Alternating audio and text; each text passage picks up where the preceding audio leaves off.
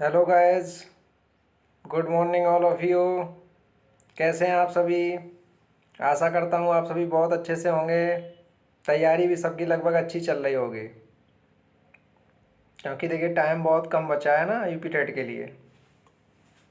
और बिल्कुल एकदम बढ़िया बिंदास चीज़ों को पढ़ना है आपको, जो बिल्कुल परीक्षा की दृष्टि से इम्पोर्टेंट है। वही कंटेंट पढ़िएगा जो बिल्कुल एग्ज़ाम में आता है। अच्छा, आप लोगों ने हमारी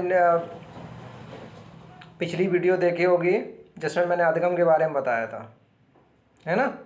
अधिगम के बारे में हमने बिल्कुल कॉन्सेप्टेड बताया था, हर चीज़ समझा दी थी, प्रकार है, नियम है, जो भी हैं, ठीक है। अब देखिए मैं अगली नेक्स्ट वीडियो लेके आया हूँ, थॉर्नडाइक के सीखने के मुख्य नियम। यहाँ देखिए, थॉर्नडाइक के सीखने के मुख्य नियम, ये भी इम्पोर्टेंट है परीक्षा की दृष्टिकोण से। अच्छा, सबसे पहले आप बताइए थॉर्नडाइक के बारे में कितने लोग जानते हैं? कहाँ के मूल निवासी हैं ये? कहाँ के निवासी हैं? ये अमेरिकी निवासी हैं। तो क्वेश्चन यहाँ से भी अगर ऑनली पूछ दिया जाता है थॉर्नडाइक कहाँ के हैं, तो आपको अमेरिका करना है जी, है ना। चलो आइए, और मैं अगली चीज़ बता दूँ, थॉर्नडाइक एक पहले मनोवैज्ञानिक हैं जिन्होंने पशुओं पर प्रयोग किया था। पहले ऐसे मनोवैज्ञानिक हैं जिन्होंने पशुओं पर प्रयोग किया था। ये चीज़ आपको नोट डाउन कर लेनी है, इम्पॉर्टेंट है। चलो आइए, मैं बात करता हूँ थॉर्नडाइक के मुख्य नियम। तो इन्होंने 3 मुख्य नियम बताए हैं और उन्होंने कुछ गौड़ नियम बताए हैं, जो भी हम आगे चर्चा करेंगे। तो सबसे पहले आइए इनके मुख्य 3 नियम कौन कौन से हैं। तो पहला तो देखिए यहाँ पर दिया गया है तत्परता का नियम। यहाँ आप देख पा रहे होंगे, ये दिया गया है तत्परता का नियम। और दूसरा है इनका अभ्यास का नियम। और तीसरा नियम है प्रभाव का नियम, जिसको परिणाम का नियम भी कहते हैं, है ना। तो आइए हम चर्चा करते हैं इनके पहले नियम पर, तत्परता। तो सबसे पहले इन्होंने इस नियम में क्या बताया, तत्परता होती क्या है। तो हम आपको बता दें, कोई भी पर्सन या कोई बालक जब किसी कार्य करने के लिए तैयार रहता है, किसी भी कार्य को करने के लिए तैयार होता है या तत्पर रहता है, उसी को तत्परता कहते हैं। ऐसे ही एक इम्पॉर्टेंट चीज़ है, देखेंगे यहाँ पर भाटिया, इन्होंने एक कथन दिया है भाटिया जी ने कि किसी कार्य के लिए तैयार होना युद्ध को आधा विजय कर लेना है। ये बताते हैं कि यदि आप किसी कार्य करने के लिए तैयार हो गए तो समझ लीजिएगा आपका आधा काम फिनिश हो गया, मतलब आप उस काम को कर लेंगे। तो देखिए यहाँ से क्या निकलता है, तत्परता का नियम। जब किसी भी कार्य को करने के लिए आप तैयार होते हैं तो उस काम को शीघ्र सीख लेते हैं। बस ये चीज़ आपको नोट डाउन करनी है कॉपी पे,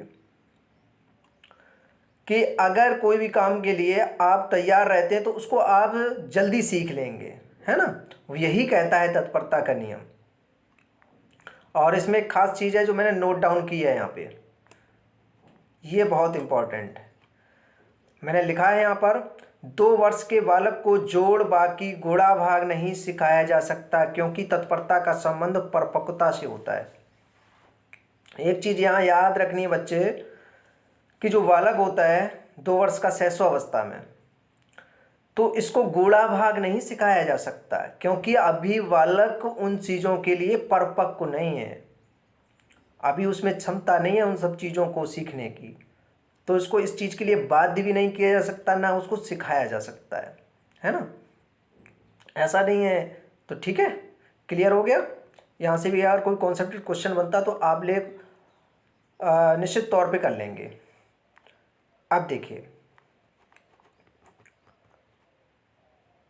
अब हम सेकेंड नियम की तरफ चलेंगे। अच्छा, मैं एक इसका एग्जाम्पल भी बता दूं आप लोगों को तत्परता के नियम पर। देखा है आप लोगों ने कि भैंस, देखा है भैंस को, काली भैंस, भैंस काली, भैंस कोई भी हो, कोई भी जानवर हो, अगर उसको हम तालाब में ले जाएं ज़बरदस्ती, चल पानी पी ले भाई, वो पानी नहीं पिएगी और ना उसको आप बाध्य कर सकते हैं पानी पीने के लिए, क्योंकि वो तैयार नहीं है। तो जब तक तत्परता के नियम में है आप तैयार नहीं हो सकते, वो काम नहीं हो सकता है ना। चलिए नेक्स्ट है आपका अभ्यास का नियम। ये चीज अब यहां से आप लोग देखेंगे, ये जो अभ्यास का नियम है, देखिए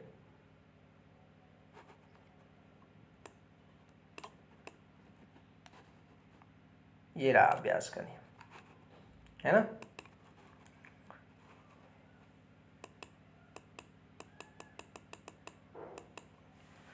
तो देखिए आइए बात करते हैं अभ्यास के नियम पर। अभ्यास का नियम क्या होता है, जो थॉर्नडाइक ने बताया कि दूसरा नियम अभ्यास का नियम, तो इसके अन्य नामों से भी जानते हैं। इसका उपयोग व अनुपयोग का नियम भी इसको कहते हैं। ये चीज़ नोट डाउन करनी है, याद रखनी है आप लोगों को कि उपयोग व अनुपयोग का नियम भी अभ्यास के नियम को बोला जाता है। इसमें होता क्या कि इसमें कोई भी बालक या कोई भी पर्सन किसी भी क्रिया को जब बार बार दोहराता है तो वो उस क्रिया के लिए दृढ़ हो जाता है और उसमें परिपक्वता आ जाती है उसमें, यानी वो चीज़ सीख लेगा। अगर कोई भी क्रिया को बार बार दोहराया जाएगा तो वो सीख लेगा। जैसे कि एक कहावत में कहा गया है, बोला गया है, करत करत अभ्यास तें, करत करत अभ्यास तें, जड़ मत होत सुजान, और रस्सी आवत जात से सिल पर पड़त निशान। मतलब कहा गया है कि एक जड़ बुद्धि वाला व्यक्ति, मूर्ख व्यक्ति भी विद्वान हो जाता है अगर अभ्यास करते रहे। अगर वो निरंतर अपने अभ्यास क्रिया में लीन रहता है तो वो मूर्ख व्यक्ति भी होशियार हो जाता है। जिस प्रकार से आपने देखा, अगर पत्थर पर बार बार रस्सी आने जाने का काम करेगी तो वहाँ पर निशान पड़ जाता है। अब ये एग्जाम्पल आपको देखने को मिलेगा, पहले अपने गांवों में देखा जाता था ना, जो कुआं होते थे तो उससे रस्सी डाल के जो पानी भरते थे ना, तो कभी कभी जो उसके आसपास का जो घेरा होता था वो कट जाता था, है ना। तो समझ लिए पत्थर भी कट जाता है। तो अभ्यास, ठीक है, तो वेरी इंपॉर्टेंट चीज़ है अभ्यास। आपको कोई चीज़ नहीं आ रही है, याद नहीं हो रही बच्चे, बार बार उस चीज़ को देखिए। और वैसे एक मैं चीज़ बता दूं, याद करने के लिए यहाँ पर एक फार्मूला मैं बता दूं आपको। देखिए भूलना भी एक ज़रूरत होती है, इंसान भूलेगा नहीं तो फिर पागल हो जाएगा, है ना। तो एक याद करने का सिस्टम मैं बता दूं आप लोगों को। देखो याद आ गया कि आप 1 और 7 और 21 इसके रेशियो में पढ़ेंगे। आज पढ़ लिया, फिर 7 दिन बाद रिवाइज कर लो, फिर 21 दिन बाद मान लो आपका टेट क्लियर, 2-3 महीने के लिए हो गया आपका सिस्टम, फिर आप भूलेंगे नहीं, है ना। चलो फिलहाल तो देखिए यहाँ पर अभ्यास के नियम में आप सिर्फ यही बताया है उन्होंने कि किसी भी चीज़ को बार बार पुनरावृत्ति हो, अगर उसकी बार बार अभ्यास किया जाए तो वो चीज़ क्लियर हो जाती है, ठीक है। जो जड़ बुद्धि वाले बालक होंगे उनके लिए बहुत अच्छा है ये नियम, अभ्यास का नियम। उनको बार बार लिखवा के रटवा कर वो सब तैयार करवाया जाता है ना। हालांकि एनसीएफ इन चीज़ों का विरोध करता है, वो एक अलग चीज़, ठीक है। चलो नेक्स्ट है आपका प्रभाव या परिणाम का नियम, है ना, जो यहाँ से आप देख पा रहे हैं, प्रभाव या परिणाम का नियम। देखिए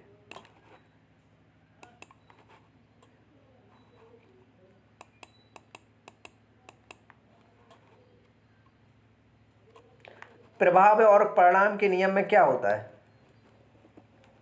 ये रहा पर, इसके दूसरे नाम भी हैं, संतोष असंतोष का नियम। इसको क्या बोलते हैं, संतोष असंतोष का नियम भी बोलते हैं। अच्छा इसमें क्या होता है, प्रभाव या परिणाम का नियम क्या होता है। इसमें मैं सीधे से समझाना चाहूँगा आप लोगों को।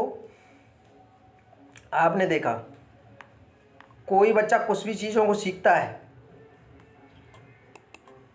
ना, कोई बच्चा कुछ भी चीज़ों को सीखता है तो क्या होगा,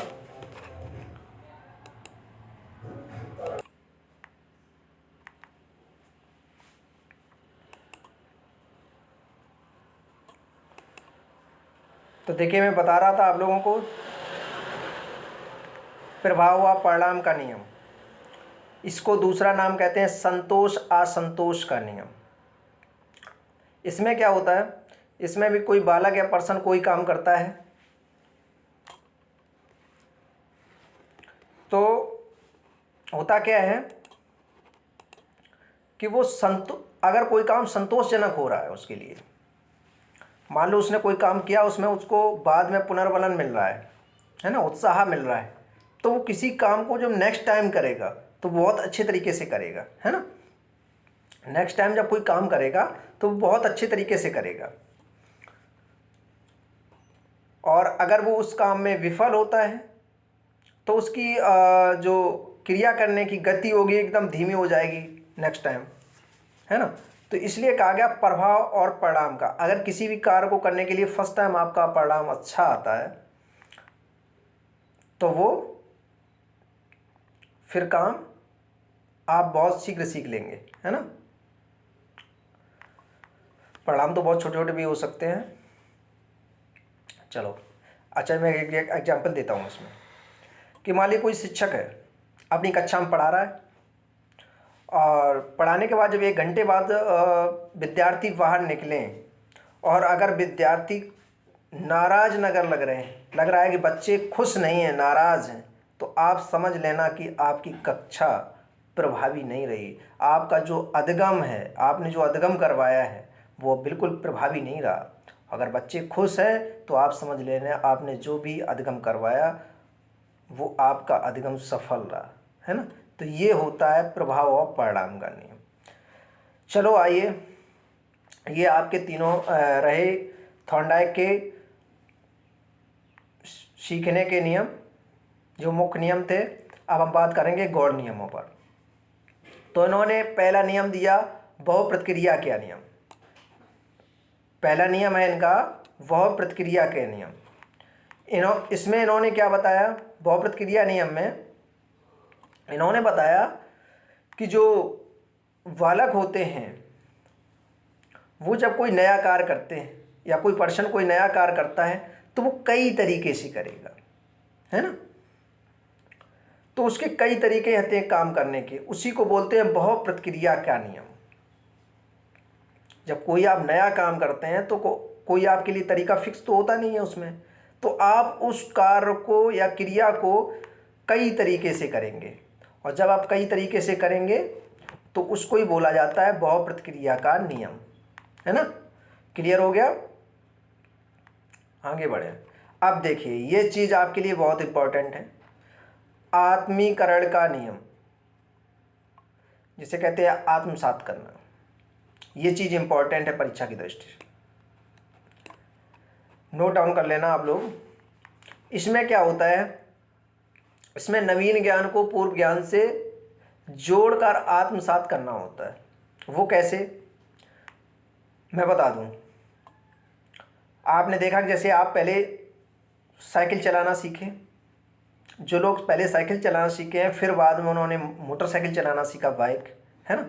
तो क्या हुआ, जब पहले आप साइकिल चलाना सीखे थे तो बहुत आपने परिश्रम किया होगा उस चीज़ को अधिगम करने में, सीखने में। कई बार आप गिर भी गए होंगे, चोट भी लगी होगी, चलो ठीक है। तो ऐसे आसानी से नहीं सीख लिए होंगे। अगर आपने बचपन में सीखे होंगे, कभी भी कुछ ना कुछ तो समस्याएं रही होंगी, है ना। तो वो आपका पूर्व ज्ञान था जब आपने सीख लिया, है ना। अब साइकिल आप सीख गए हैं, लेकिन अब जब मोटरसाइकिल सीखेंगे तो आपके लिए बहुत ज़्यादा हेल्पफुल होगी और आप मोटरसाइकिल जल्दी सीख लेंगे, है ना।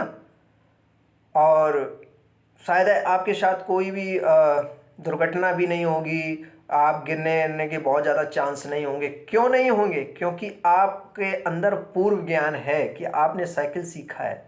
अब आप उसी पूर्व ज्ञान को जोड़कर एक नया ज्ञान, नया अधिगम कर रहे हैं, मोटरसाइकिल का चलाना, है ना। तो वही सब चीज़ें हैं, अब वही रूल्स फॉलो होंगे। आप रोड पर जब लेके जाएंगे कि आपको लेफ़्ट साइड चलना है, राइट साइड नहीं चलना है, ठीक है, ये सारी चीज़ें।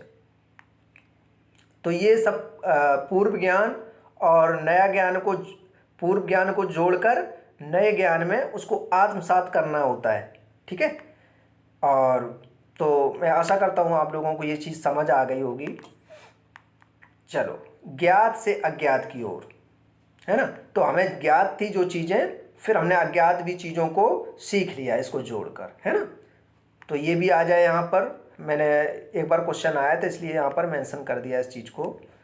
देखिए यहाँ ज्ञात से अज्ञात की ओर, ये एक बार आया था तो मैंने इस चीज़ को भी मेंशन कर दिया है।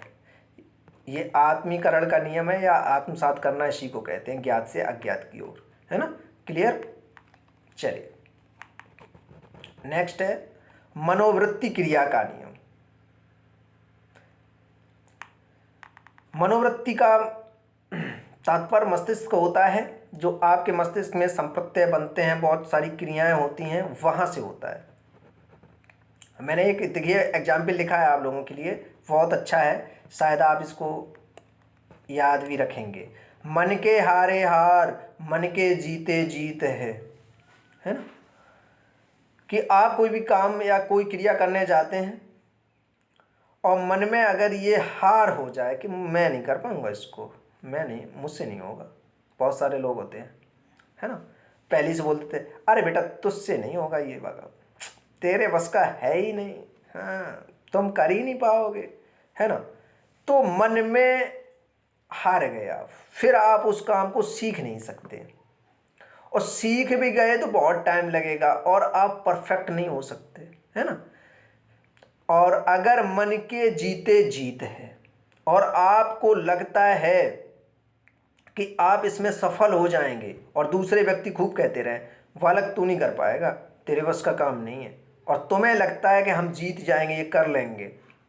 अब अपने को पता है यूपी टेट की कठिन हो, कैसा भी आएगा हम कर लेंगे, क्योंकि हम अच्छा सिलेबस पढ़ेंगे, अच्छा कंटेंट पढ़ेंगे, हाँ अच्छे वीडियो देखेंगे, समझ रहे हैं। तो ये सब चीज़ें हैं, तो आप निश्चित तौर पर सफल हो जाएंगे। तो यही कहता है मनोवृत्ति का नियम, ठीक है। आप देखिए नेक्स्ट, नेक्स्ट क्या है,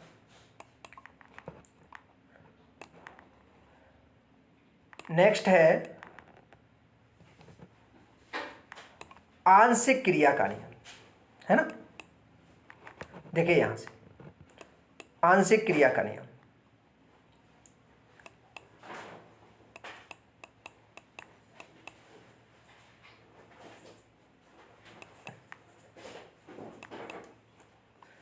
तो देखिए आंशिक क्रिया के नियम में क्या होगा, हम किसी भी चीज़ों को सीखते हैं तो छोटे छोटे अंशों में, आंशिक का मतलब होता है थोड़ा थोड़ा करके सीखना। तो हम किसी चीज़ को अगर सीखते हैं कई भागों में सीखें तो थोड़ा सीखना आसान हो जाता है। बस इसी को बताया अंश से पूर्ण की ओर विधि। अभी विधियाँ पढ़ेंगे हम, अभी पढ़ना तो फिलहाल है आपको, नेक्स्ट वीडियो में आपको थॉर्नडाइक है, वाइगोत्स्की है, पावलाव हैं, ब्रूनर साहब हैं, जीन पियाजे हैं, ठीक है। कोहलबर्ग करा दिए थे लेकिन ऑफलाइन क्लास में हुआ था, अब हम इसको ऑनलाइन भी करवाएंगे, ठीक है। चलिए अब आप समझिए सहचार परिवर्तन का नियम, वेरी इंपॉर्टेंट।